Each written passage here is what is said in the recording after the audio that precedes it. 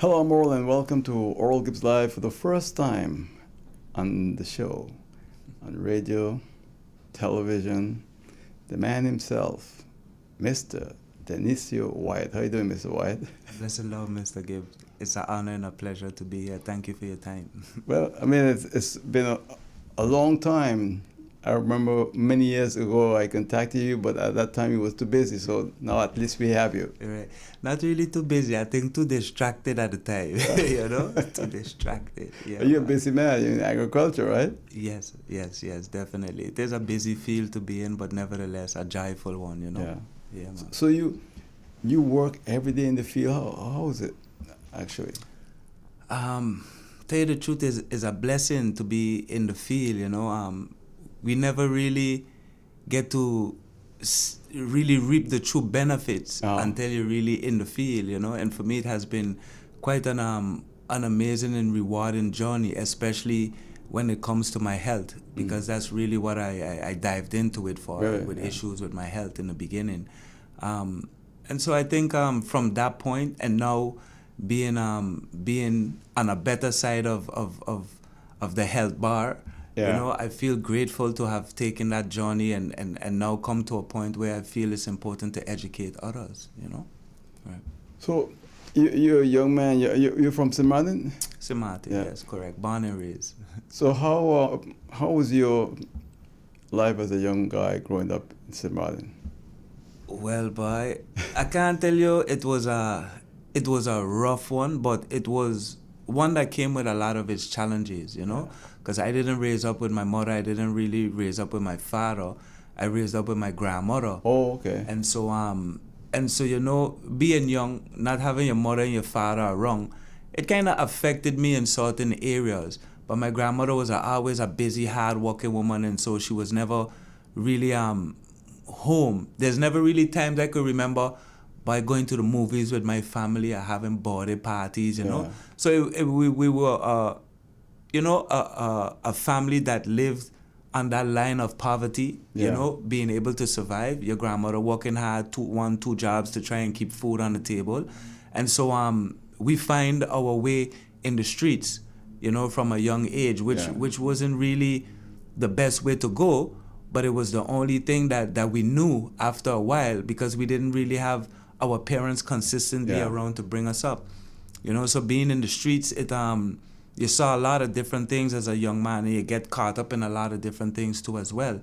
And you know, being young, and I would say being dumb with having so much inexperiences at the time. It comes with young people. Yeah. So as you get older now, sometimes when you watch them, it's not to be hard on them, but to try to understand them so you could guide them better, you know? And you can also identify where you were as a young person. Right, at the same time. Right. Unfortunately, when I was young, I didn't get that attention and hey, let's talk and see what's going on. It was like, hey, stay off the road, hey, this, that, you know. So it was more of an aggression, and we raised up being disciplined, heavenly disciplined, you know. So you're getting licks. I could remember I had times I was tied to my chair not to go outside, and I could reach to the fridge and to the bathroom alone, you know. And I better don't lose that before my grandmother come home, so she know I'm inside all day.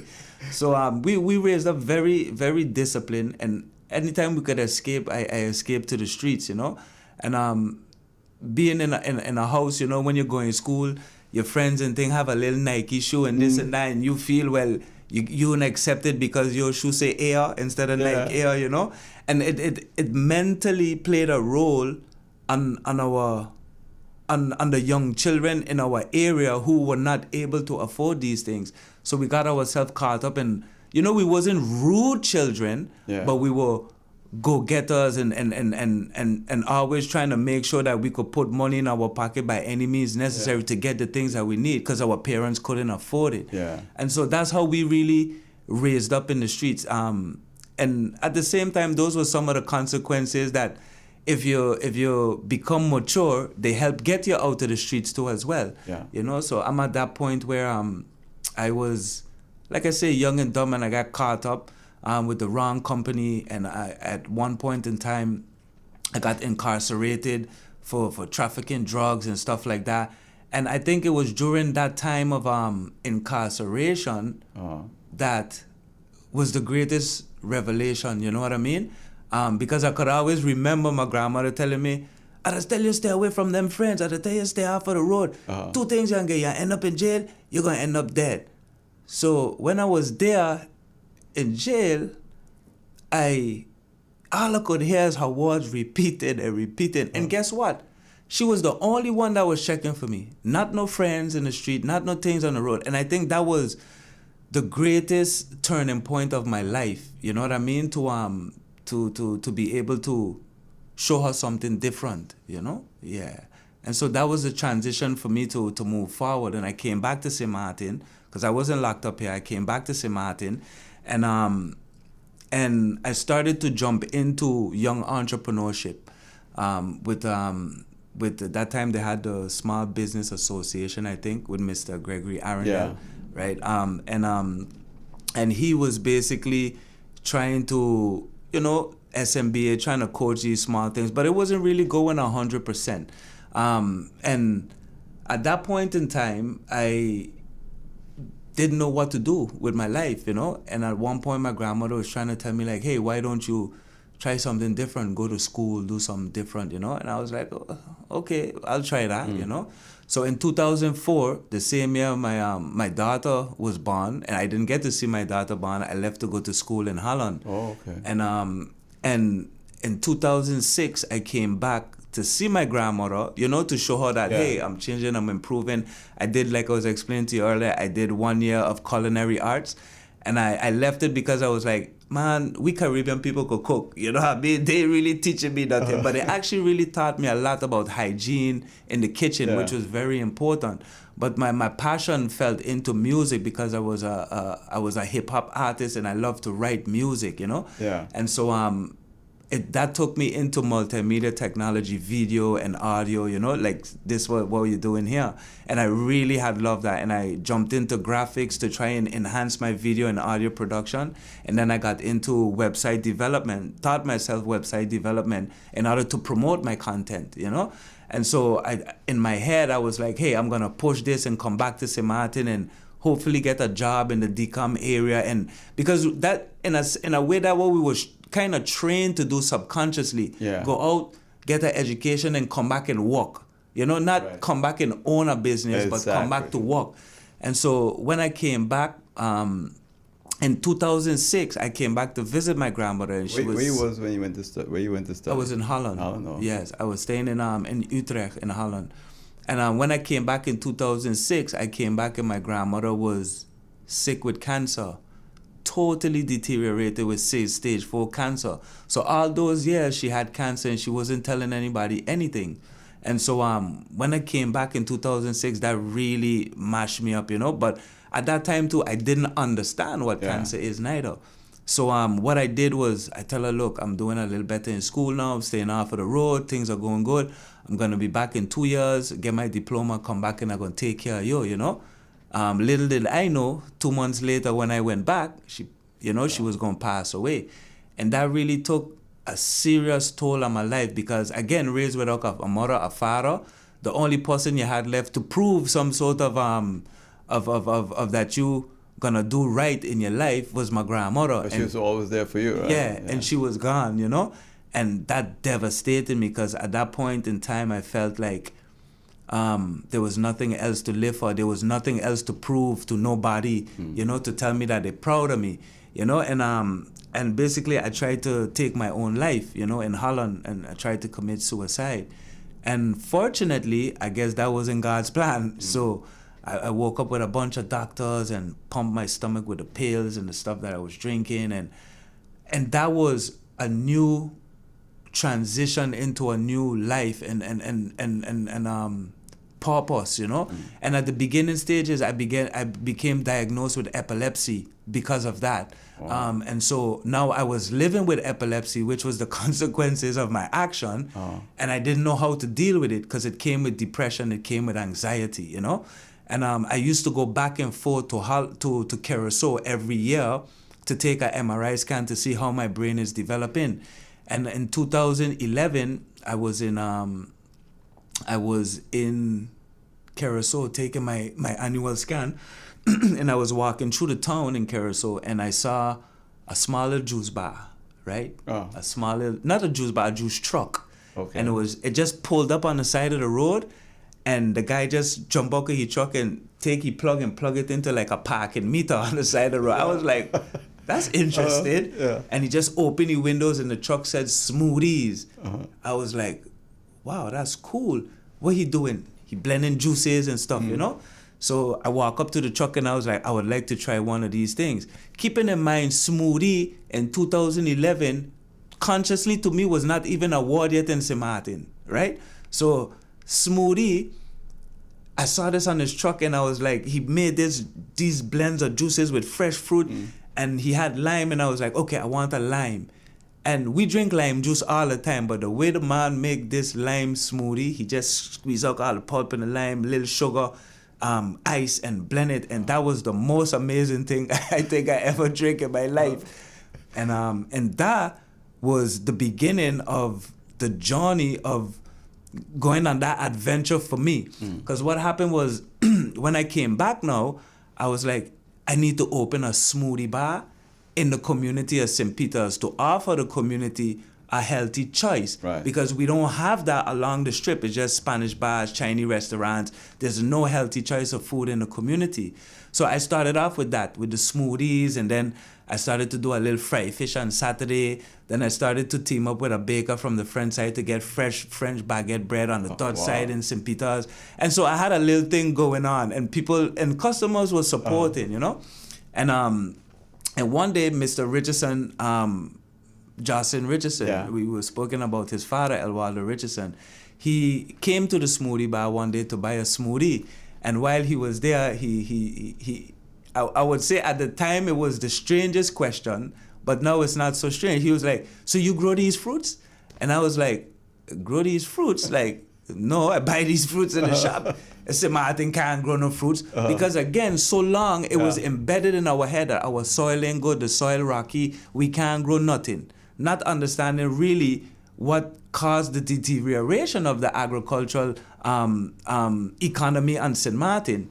And so when he asked me that, I was like, no, you know, and he was like, yeah, man, St. Martin is very fruitful. We could grow. My father used to do farming. I just do farming. And he invited me for a visit to his place in South Wyatte. And I visited there and we started talking. He gave me a book, Propagation on Seeds, to read. And I think from there, I read that book and I had a stepfather that's from St. Lucia. And that's my sister father. Yeah. And St. Lucia, Anguillians, St. Kittians, they farm, you know? So at the time he was around and we was talking about this farming thing, and we had a little project that we was working on at Grand Marché Roundabout. Before we got to that project, Minister Lake also stopped by for a smoothie at the time. And he and Jocelyn, and he and Jocelyn Richardson was at it in front of the bar about why government is supporting agriculture and this and that. And Minister Lake at the time, Maurice Lake, he was like, you know, he's very pro for agriculture, you know. If we could come up with a plan or something to do, you know, he will definitely see where he can put his support. And he stuck to his word, you know. He offered us a job at the Grand Marché Roundabout to beautify the roundabout. And from that, we could be able to generate additional funds to be able to venture into agriculture, you know, because there was no budget or no resources aside within government for agriculture. So we did the job at the roundabout, got that out of the way, and those little resources that was left, basically I utilized them to get more involved. During the time of doing the beautification, we went to Green Fingers buying materials and we saw all of these seeds. And so my stepfather was like, man, let me buy some seeds. Come, I'm going to show you to plant, like how we're a planting solution and think we're going to do something in front of the yard. But keeping in mind, again, I was an epileptic patient. And now when, again, I have a lot of seizures, I go in and out of it. I forget a lot of things. I'm very aggressive. I'm very unstable in a sense where when it comes to me focusing on things, right? But I'm trying every day to trying to counter it. And so he came back with the seeds. He started planting them in front of the yard. And I won't lie to you, Mr. Gibbs. 2 to 3 months passed with he planting them thing in front of the yard.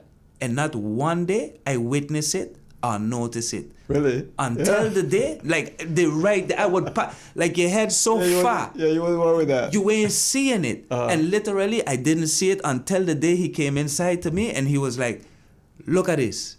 He had eggplant, he had broccoli, he had seasoned pepper, he had bell peppers. And the stupidest question I choose to ask him, what it look good, boy? Will you get it in the shop?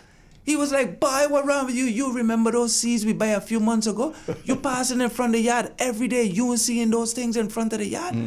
And so with that, I went out in front of the yard and actually take a look to see what he was saying. And that was the most amazing thing that I ever saw in my life to this day. To see those vegetables growing on the trees, so healthy, green, and you could actually go inside now and cut it up and make something with it. And I think that was the transition point for me from the smoothie bar to agriculture, because now I dive deeper into trying to understand how the best way to grow your plant, the best environment for your plant. And while doing that type of research, I ended up on Dr. Sebi. And Dr. Sebi, a very prominent advocate for alkaline foods, he was explaining how you are what you eat at the end of the day. And if you choose to eat as much alkaline organic food, you could basically heal your body from any disease. And he went so deeper into all the cancer patients, AIDS patients, etc., things that he've healed, and basically went against the court with it and came out victorious to prove that he could cure all of these diseases by natural foods.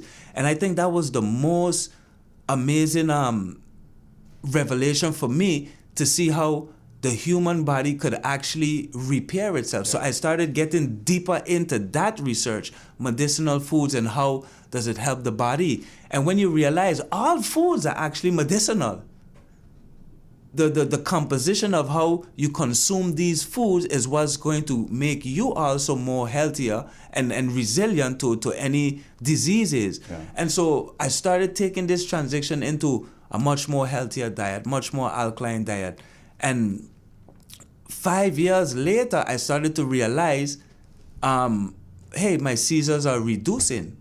And then so getting less seizures, right? Because of the food you were... Right, and also to the exercise of walking the land and being in the land and walking and, up and down, and just a different environment too. It's a peaceful environment than outside in the hectic world, you know what I mean? It calms my anxiety, it helps me deal with my depression as well, which contributes to the epileptic seizures. So all of that within nature was healing me slowly but surely, but I still wasn't really noticing it until I noticed in like 2017, 18, I realized, but wait, I had no seizure for the whole year.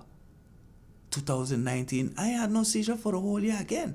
So now with 2020, 21, 22, 23, 24, and I haven't had no seizure since 2016, 2017. You understand? Yeah. And so that for me was the greatest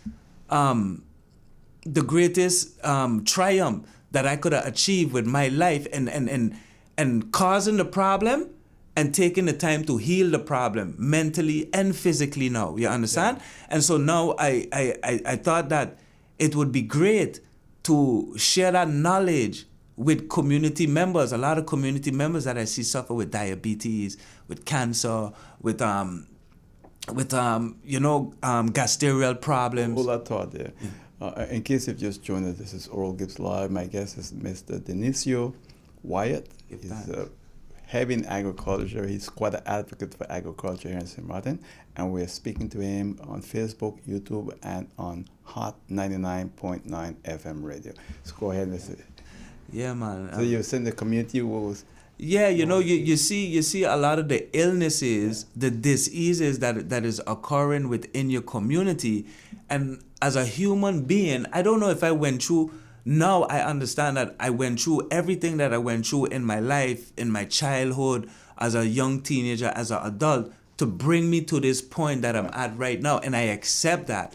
A lot of people go through a lot of stuff, and because they still live with it and not understand that these things shape us to becoming the people we are, they still keep themselves back to a certain extent. Because they're tied to that experience. Right. Past, You can't live in the past if you want to move forward in the future. You can learn from the past, but you can't live in it any longer. You understand?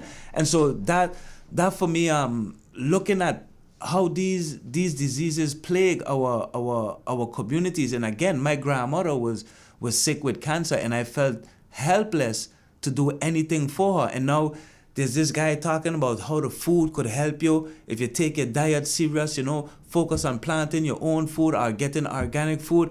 I mean, I don't see why, if certain people are educated in the right way, then they'll have an alternative choice to live a better and healthier lifestyle. So you've noticed quite an increase in certain diseases in man, right? Oh, Diabetes definitely. And those kind of things. Oh, definitely. The good thing is, over the past couple of years, because of platforms like YouTube and Instagram and Facebook, there's so much vast information going out there that also help people to make better lifestyle choices today. So which is a good thing, because like I said, for me, it was the same YouTube and Dr. Sebi that allowed me to take on that information and incorporate it in my life. That was my choice. A lot of people have access to the information too and do not incorporate it in their life. You understand? Or they hold it for themselves in a sense and don't pass on the knowledge. But with such vast knowledge out there today, the choice is basically falls back on us. It falls back on us to make the right, healthier choices and how we make our transition with our lives moving forward. Because even the old school system and the food pyramid that we've been taught, that is what we Rastafarians and we vegans and thing called the pyramid of death, because all the poultry and the eggs and all of those things in there is what caused today's heart diseases and diabetes and obesity problems, you understand? Yeah. And the milk and the dairy products. When you look at it, the milk is for the calf of a cow, not a human being. That's why the mothers produce breast milk for their children up to a certain time. Right. And after the breast milk period is over, you need to put your children on wholesome foods, whole foods, meaning foods in its most wholesome, naturalist form than it being processed or broken down. Because now too, the processed foods that we getting in cans and tins are spraying with all of these pesticides. Pesticides and fed with synthetic fertilizers. These things are leaving trace minerals in our body that are also contributing to bad health development. So when you work in the field, do you use any of those kind of pesticides and so forth? I use organic pesticide that I make from my neem trees. And that happened when COVID came in, and I couldn't get no more neem oil from Green Fingers.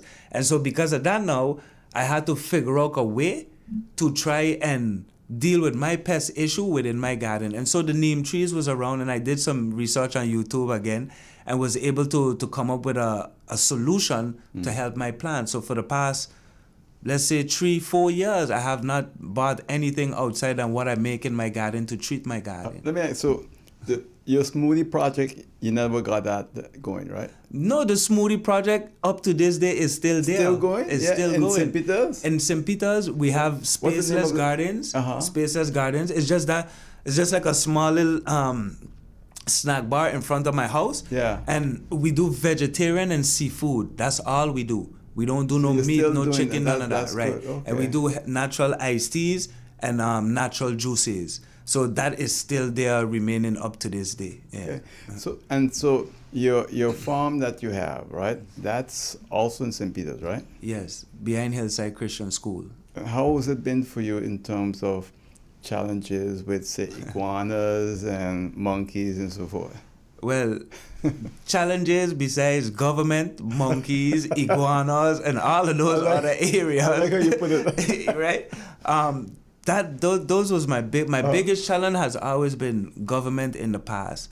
With them not believing in agriculture or supporting it or trying to give the proper resources to help see agriculture develop. Over the past years, working that land, from a bare piece of land, I've also seen the beautiful transition of an ecosystem being developed from a place that had minimum iguanas to now having so much iguanas, monkeys, birds of all types of different species that has passed through, mongoose, rats, cats, dogs. I got stray cats that I don't even know where they come from. But because you create such an eco-green environment, you invite into these things. Track them all in. Right. Yeah. And so now we think that, oh, boy, we got so much iguanas coming in our yard because we planting. Of course, because where we cut down all the buildings in the hills, where we cut down all the trees in the hills to build buildings, that was their living habitat. Now they're eager to find. Encroaching on their habitat. Right. All the time. From time we're destroying the ecosystems, all the different wild animals that are living in these ecosystems, down to the mosquitoes and bees and butterflies, we make them migrate to a different area and have to get comfortable all over again. They coming and migrating a different area and becoming comfortable is a hazard to us farmers. You understand? Yeah. So when you destroy one ecosystem, they're going to try to seek to create another one. And if I'm creating this nice eco environment down here in my garden, and they find it, they're going to make themselves very comfortable, And so that's what I have. I have to take up all of my fine leafy crops from off of the ground and put them in raised boxes and put more bigger fruit trees in the ground to deal with the iguana problems, right? Oh, okay. When I do that now, I get cats that jump up in my boxes to go dig up my dirt because they find now it's a big cat litter box that I set up there for them. So from every angle, I'm being attacked. But that challenges me to continuously find solutions, to live with them and to continue creating a vital ecosystem. So what kind of vegetables and fruits do you grow? So right now, I'm basically trying to focus on a few main crops because in the past, like within the next few months, we're starting back up with our eco learning programs. If anybody's interested, can always contact me. I'll leave my number and my information. You can mention your number too. What okay, the number? So my number is 553-6300. That's 553-6300. And you can feel free to contact me and get additional information on any of our learning programs that we'll be organizing for the year coming forward. So with that, I try to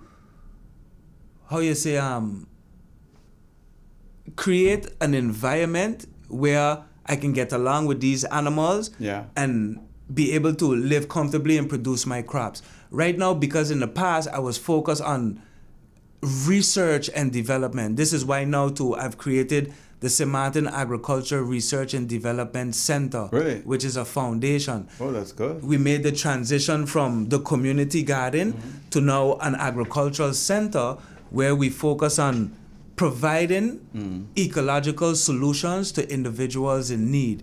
And when we look at ecological solutions, agriculture falls under that realm of ecology, right?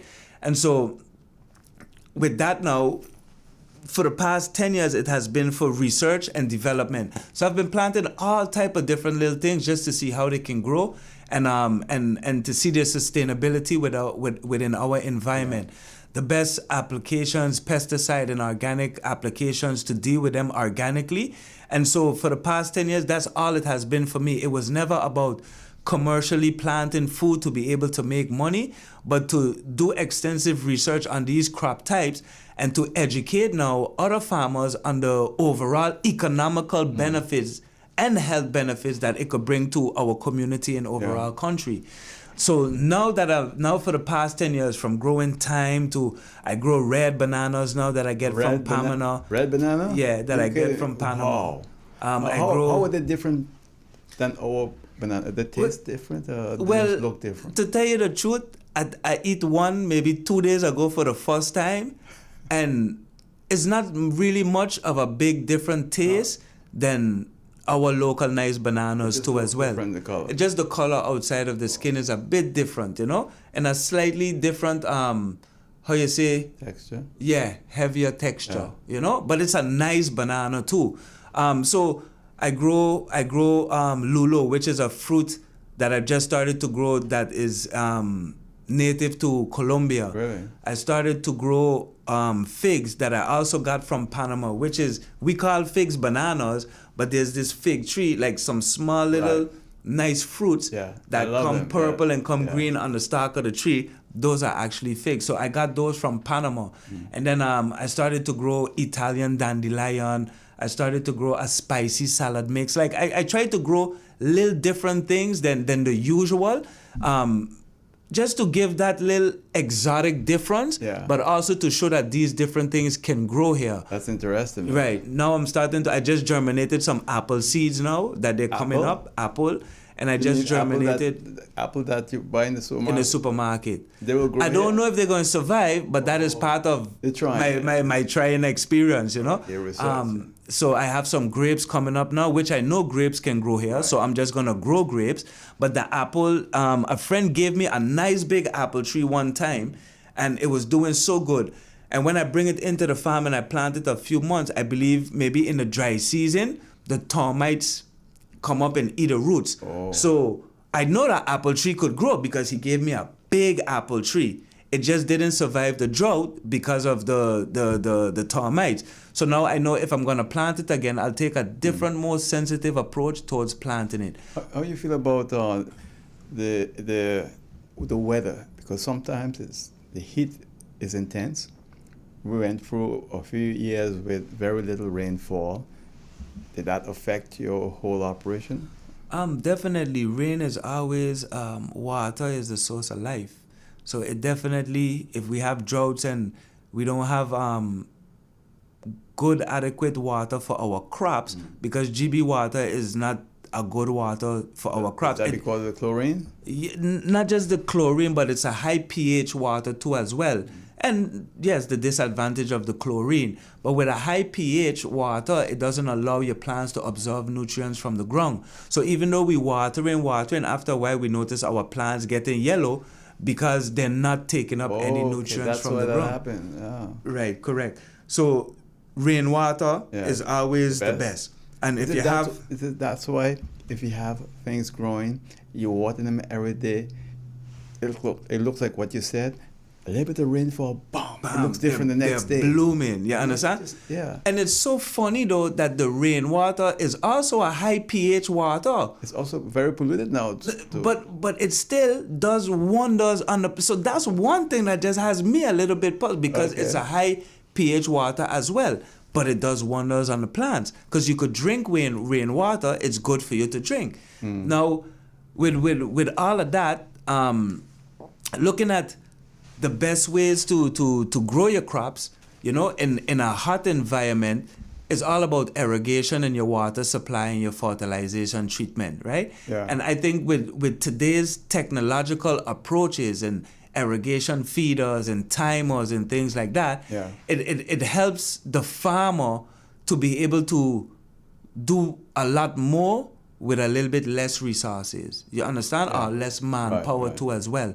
So in a drought, if you have a little cistern or a reservoir that can hold you for a certain time, you know, you can go through a transition of a drought, you know, and you could use a substitution too of GB water, fill up your water tank, treat it, drop the pH, and then run it through your system again in order for you to be able to still be productive during the drought season. So it's just about being knowledgeable on what you can and can't do within a certain time or environment to help succeed to your best ability within the farming area. So I have to go to a break, all right? When we come back, we're going to continue to speak with Mr. Denisio Wyatt. He's an agriculturist here in St. Martin, and you can tell his passion for agriculture is just intense. And this is Hot 99.9 FM radio, Facebook, and YouTube that we are on. So when we come back, we'll continue to speak with him right here on Oral Gibbs Live. Please stay with us. We are vibrant, expressive, warm, and diverse.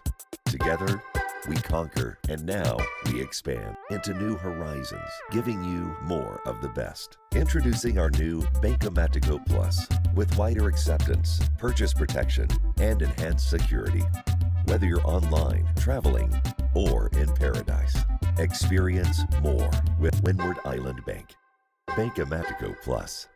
more of the best. My guest on Oral Gibbs Live is Mr. Denisio Wyatt. He's an agriculturist and very, very dedicated to the profession. And what I admire about you is that you're eager to transfer your knowledge to others.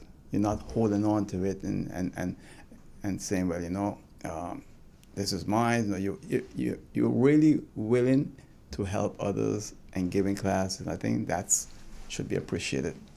Yeah, man. Knowledge is power, and if we want to empower our people, we need to give them a certain level of knowledge, And so for me, knowledge is key.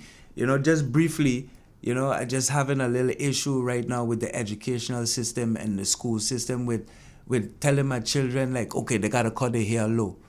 But how do you mean they gotta cut their hair low? Like, cut their hair. My boys' hair is neat, but they want them to cut their hair lower. So they can't have locks? Well, I ain't even going to that point. You understand? Because if it was up to me, that would have been the life that they would have lived until they're 18 and willing to make their own choice. I would have given them certain principles to live by, which I still give them certain principles, but I am still a bit open to what the system wants to influence them to a level, right? So within the school system, telling them to cut their hair when my boys are some of the 2 top athletes in Hillside Christian School, right? And instead of you take the time to encourage them and motivate them in those areas of sports, you continue to discriminate and harass them, which makes them don't even want to come to school. Now, this is where I talk about knowledge is key again, because within these type of institutions, if we don't empower and support our youngsters within whatever areas that they're passionate about, then you will never see them become people that truly start to live lives. They become just part of the gang that continues to exist. And you need to allow the youths to have a creative purpose, allow them to express themselves with guidance. Don't get me wrong, with guidance, but not indoctrination. Because again, within an educational system where you teach them to praise a Jesus on a wall of a white man with long hair, and then you tell them to go cut their hair, it's kind of an indoctrinative kind of way to approach education when you're upbringing these children in a world like today where they're so open to so much vast information. And so when we look at education is key, it's important because even today, if I teach my son, they can go in my garden, they know how to water, they know how to mold up, they know how to deal with my pesticide, they know how to deal with my fertilizer, they know how to harvest stuff in my garden, they know how to package it. I can send them inside to go count coins, count dollar bills and bring it back to me and tell me how much it is, right? If the school system is teaching them 1 + 1 is 2 in first grade and 2 + 2 is 4 in second grade, what makes you think that you can't teach them 2 + 2 is 4 in first grade and they will catch on? Right. So you're holding them back while still discriminating and demotivating them to perform to their best ability within an environment.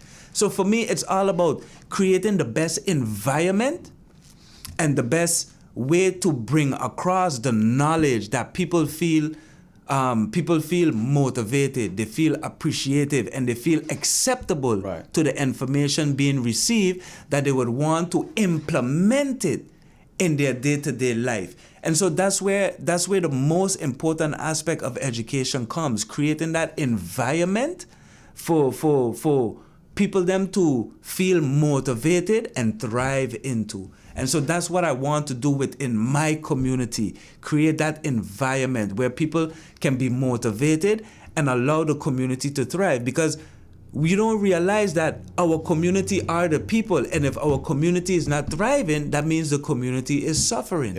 So if our people can thrive in our community, that means we'll have a very good thriving community. That's how I see it. I listened to you and I flash back about St. Peter's. Why? I remember the first time I went to St. Peter's as a little boy. And I was shocked. It was this beautiful land, the fruits and vegetables growing there wild.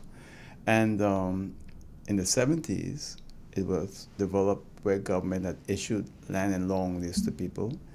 And even my mother and I and my sisters, we moved to St. Peter's in 73. Right. And I remember coming home from work. I used to work in the hotel in Muller Bay as a busboy at the time. And there was no lights. Just walk up that road. No lights, no paved road, nothing. Just a few houses on St. Peter's Road and a few other houses scattered all over the place. You fast forward now to 2024. St. Peter's is amazing. It's huge. So many people living. So many different people from all walks of life. You have your business there. There's so many things in that small little area, so congested at times. It's just amazing to see how it has transformed itself in that, 40-year period of time.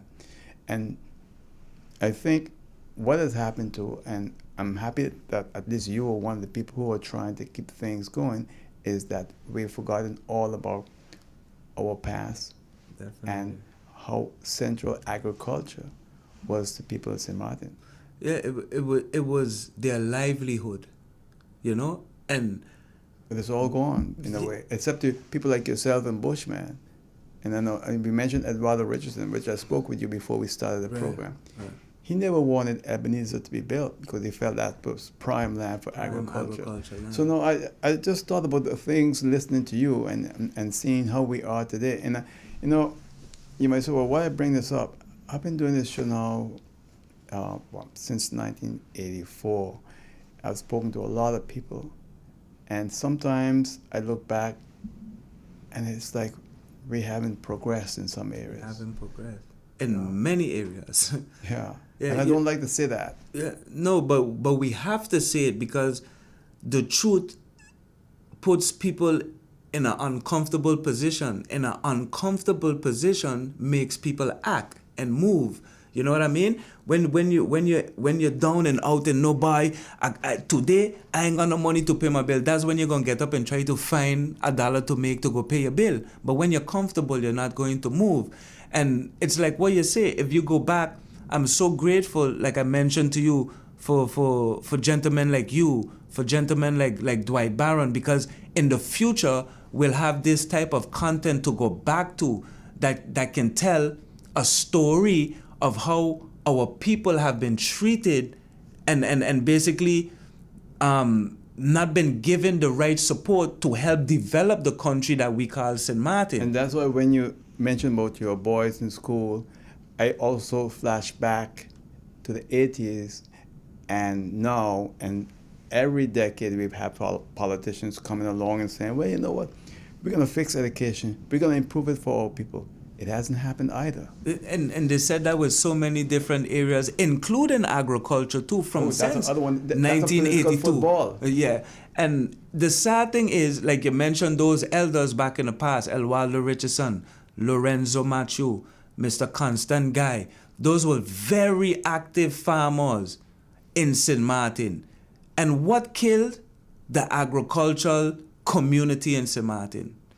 Dr. Wyatte eliminated the annual seed budget.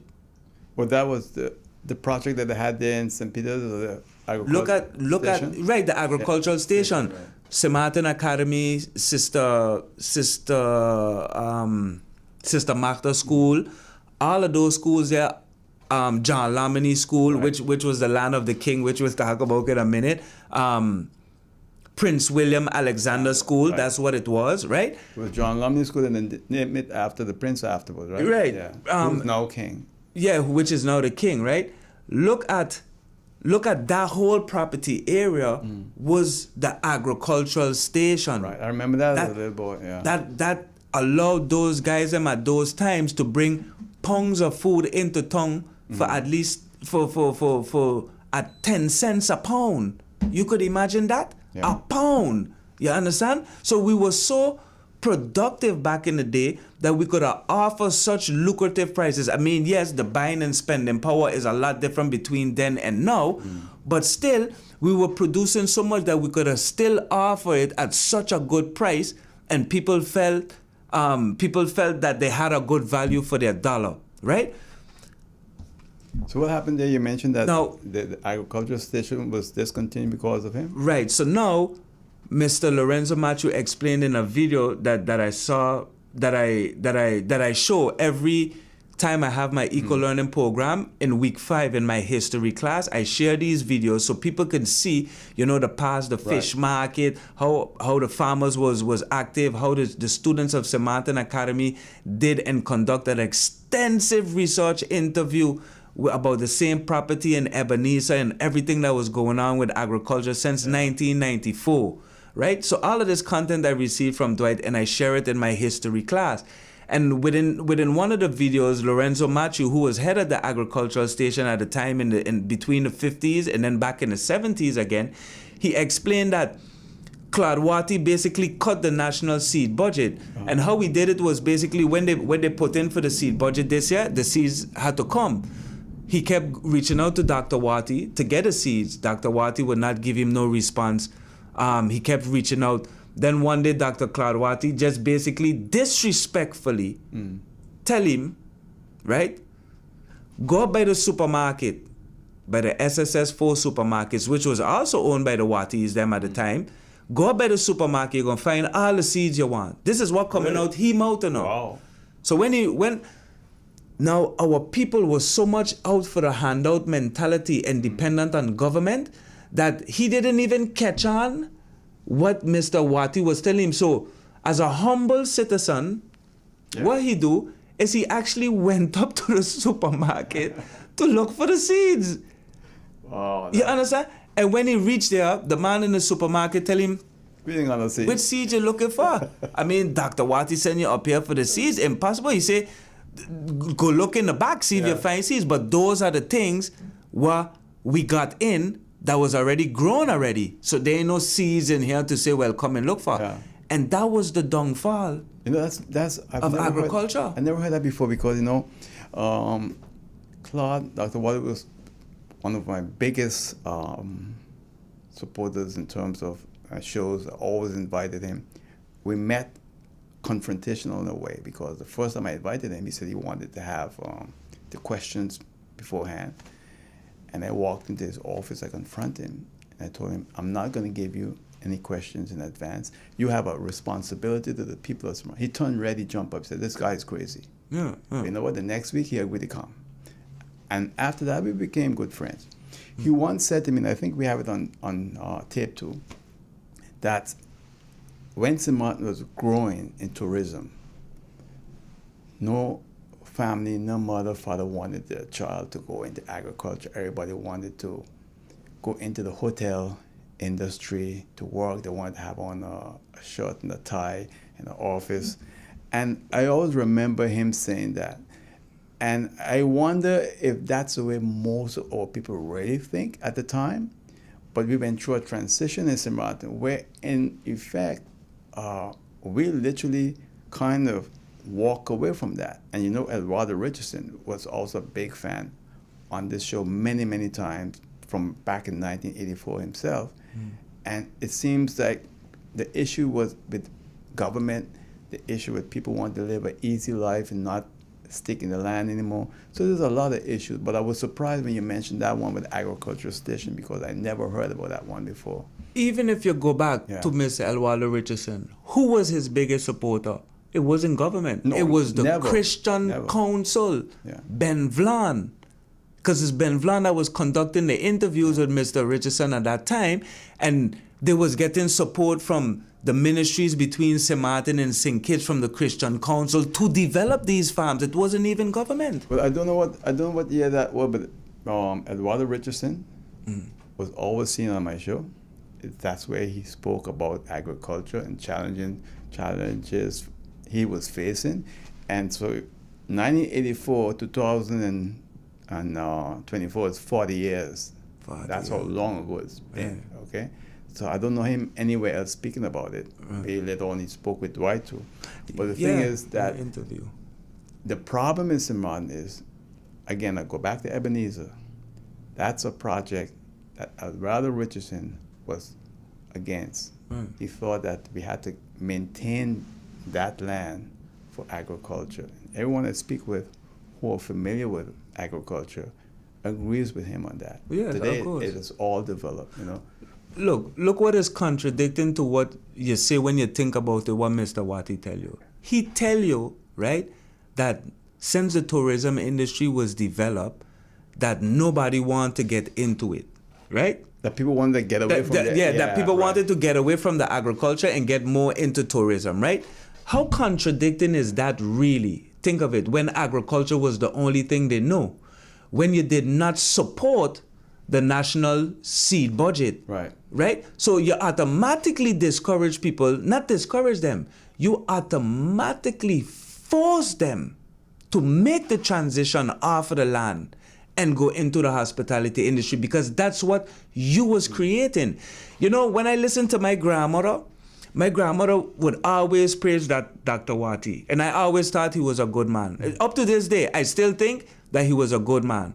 But there are also things that he did. There's good and bad. Right. And nobody wants to see the bad that also contributed to the demise of our social development of a country for the benefit of these small elite people, because they took us off the farms to run their tourism industry. The tourism industry wasn't for us. And he would say to me, you know, boy, the other day a guy asked me for some change and I gave him $50. And the guy cussed me off. Said, what are you going to do with $50?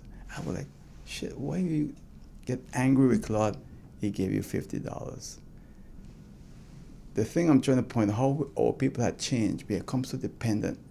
And it was people like Claude himself who fostered that. They fostered behavior. it, the man handout And then mentality. when the people then thought now that it was not sufficient, they got angry with him. And he couldn't even say anything at the time, because if you say anything, you won't get the votes. So you just stay quiet. All those things I thought about. But so it was that manipulation. was a bad thing.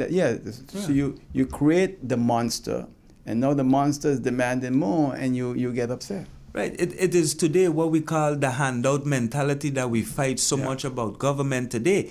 It was our local government system was created off of what Claude Wyatte did.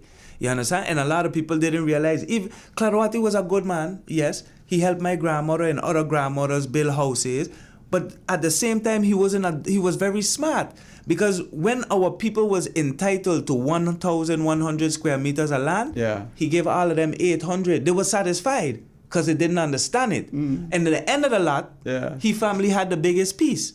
Do you understand? Most of them, And when you look at it today, most of those dominant families that went in government, look at their names, look at their backgrounds, look at the real estate assets that they have. They go into government to capitalize on what should have been fairly distributed to the people of this country. The thing, I'm glad you mentioned that, because you're the first local person to really say that to me.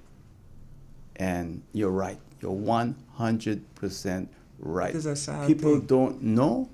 In fact, they look and say, oh, or this guy, that and that. Looking at what I have or what you have. But they forget to look at those families and what they got, what they have. And it's unfortunate, because we are our biggest downfall. enemies. And we have given away a lot of Samaritan land. Spadaro owns, 500,000 square meters of government-owned land, paying 1 cent per square meter, okay? And nobody says nothing about it. They can't.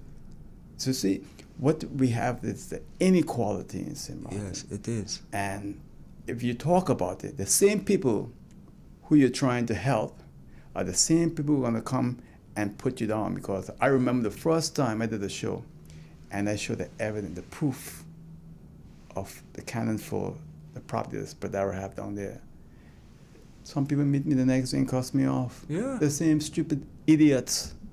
You see, so now I'm a little angry, because when you look back at what I have done in trying to enlighten my people, they turn around on you. Yeah, they then, do. They do. What the hell should I care anymore for? I'm just going to take care of my family then, if that's the way it is. Yeah. But I understand what you're talking about. I can see where you're coming from. Yeah, it is really rough, because, again, most of the time we are our own downfall. And you see it now going into another transition with even with this newly upcoming government. Oh, that's another confusion. I mean, if you're seeing from all the years, behind the scenes, we never really used to get a good look in, right? But the few little look-ins that you're seeing all of the confusion that's going on. And there's never nothing to say really in the best interest to fix the country. My thing is, when are we the people gonna start taking our own responsibilities, our own food security, our own asset management, our own generational wealth, and start to educate the next generation to do something with positive development and economical growth for this country? Because it all boils right back down to how are we educating our children? You're on the ball. And you understand? but people not thinking like you, Mr. Wyatt. Look at this. Very few people. Look at this. Past 2 years, tell me, how much Christmas lights you see? How much cake you smell baking in your community when Christmas comes? That's gone, huh? All of the elders have deteriorated with none of the knowledge that was passed on, or some of us youngsters refuse to take it up, right? And we put ourselves and expose ourselves to becoming subject to a system that will only make us dependent on what those small little elite families running the economy. We have to be placed to be workers within their field. Now agriculture is revitalizing. Who is advocating for it? Grisha, Sarah Westcott. But those is the same Wyatte families, the same Helaga family, the same bloodline that has been holding it off. But now that they see that they can't stop it, and now they understand it and see where they could capitalize on it, now they want to be the biggest transitions into it. But only for now, the legalization of cannabis will come in. Because within the policy, policy or no policy, because the policy don't even matter. We contributed to this agricultural policy, and still it doesn't seem as we have stakeholders generally have any say in it. But to be able to have access to this legalization license of cannabis, you need to first be a farmer. So all of a sudden now we got families of the Wyatte now popping up with big technological things, right? Yes, we as farmers and this and that, using all kind of technological advancement. And the people, right? The people, they're rooting for it, but they're not realizing. They don't know better. What's up with the artificial lighting? Are you eating organic, wholesome food? If you're eating food that's grown under light 24/7 and not under natural sunlight, if these plants and things don't have no kind of bugs and insects, shouldn't that raise a question in your head? Because within an ecosystem of growing crops, you have all type of biological bugs and insects that all play a role to the development of these crops. Wow. So what are we eating? What are they selling us now? And what are their biggest agenda at the end of the day when they kill an agricultural economy to come back now and capitalize from it the most? I'm almost out of time. Man, I wish we have to continue. We could always have another one for sure. Right? Definitely. So 1 minute, it's all yours in closing. I would just like to say give thanks, man. And I hope that that we the people of St. Martin can start to take our own livelihoods, food security, spirituality, community into our own hands. Because once we leave it up to an unstable government, or even let me just say an unstable company that have to manage your community, and that company is unstable or is not having the best interest of the clients, which is the community at hand, our community will never thrive. Well, our community would fail. Mr. Wyatt, I want to thank you for coming in. Give me your number again for the audience, please. So for any information with further eco-learning programs, feel free to contact me at 553-6300. That's 553-6300 on WhatsApp as well. Mr. Denisio Wyatt, right? Give me Mr. Gibbs. Thank you, sir. Thank you. Beautiful shot. I really appreciate this interview with you. All right. And that's it for now on YouTube, Facebook, and Hot 99.9 FM radio.